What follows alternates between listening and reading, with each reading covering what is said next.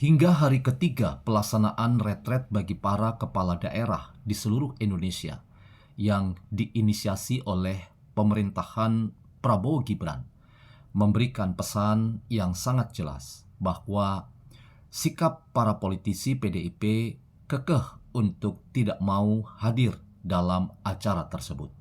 Hal ini diindikasikan tidak lepas dari apa yang terjadi pada Sekjen PDIP yang telah ditahan oleh Komisi Pemberantasan Korupsi.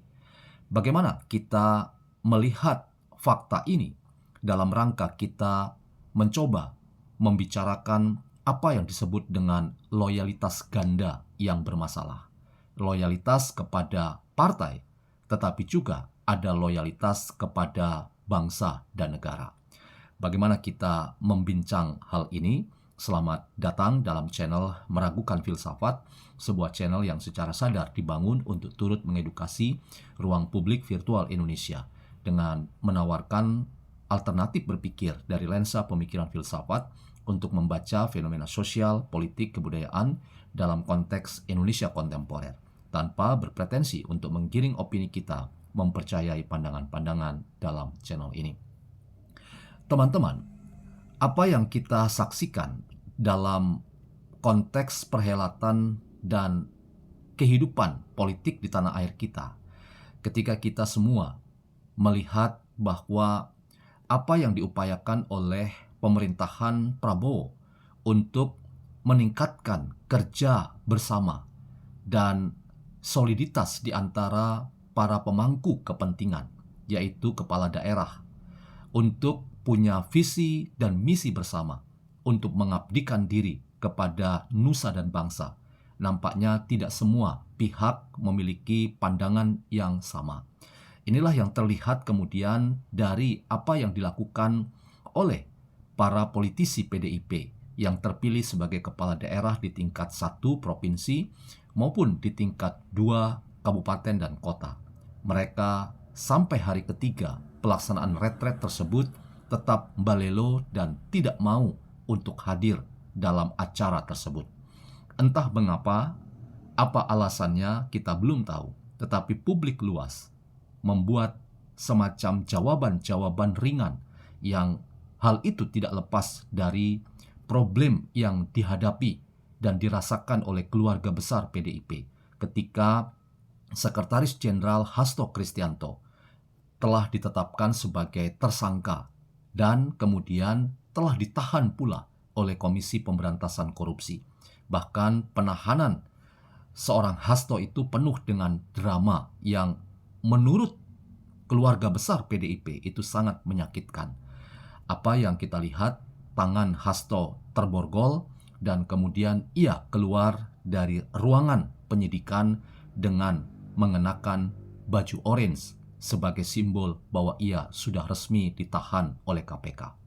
Apa yang ingin diperlihatkan pada publik luas ketika KPK mengambil tindakan hukum untuk kemudian menahan Sekjen PDIP Hasto Kristianto? Tentu saja polemik terkait dengan apakah ada tekanan politik, apakah ini murni merupakan penegakan hukum, kita masih belum melihat secara terang benderang. Masih ada upaya untuk mengonstruksi secara hukum, baik yang datang dari KPK maupun juga yang datang dari para tim kuasa hukum Hasto Kristianto, untuk masing-masing membuktikan bahwa masing-masing itu tidak bersalah atau sebaliknya, masing-masing menunjukkan kesalahan dari apa yang terjadi pada Hasto Kristianto. Tetapi teman-teman, fakta ini tidak bisa menutupi sebuah kenyataan yang sangat menyakitkan bagi keluarga besar PDIP. Dan rasanya publik luas memiliki cara pandang yang kemudian menghubungkan mengapa para kepala-kepala daerah yang diusung oleh PDIP itu tidak mau hadir dalam retret hingga hari yang ketiga. Namun di sisi lain teman-teman, kita penting untuk menelaah secara baik apa yang dimaksud dengan loyalitas ganda. Ketika seseorang sudah dipilih oleh rakyat dan seseorang itu sudah dipercaya untuk menjadi kepala daerah di daerah tertentu. Pertanyaan seriusnya adalah, apakah ketika seseorang sudah terpilih sebagai kepala daerah, maka loyalitas yang ia hendak tujukan dan arahkan itu sebenarnya kepada siapa? Apakah tetap kepada partai politiknya? Dan apakah juga partai politik di mana seseorang itu tumbuh dan dibesarkan dalam partai politik itu, dan ia menjadi apapun istilahnya, baik termasuk petugas partai? Apakah kemudian partai politik itu tetap merasa penting untuk membuat seseorang yang sudah menjadi kepala daerah itu tetap ada dalam kungkungan dan pengaruh serta kekuasaan dalam tanda kutip partai politik di mana mereka berada itu?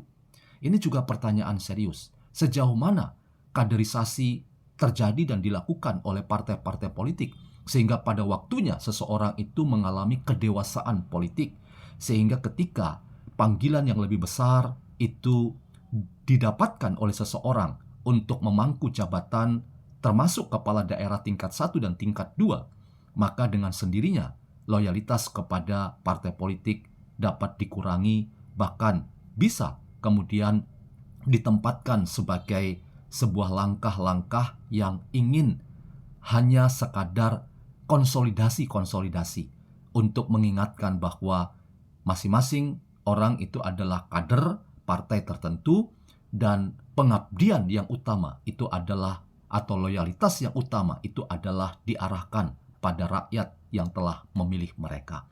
Pilihan rakyat itu tentu saja lintas partai.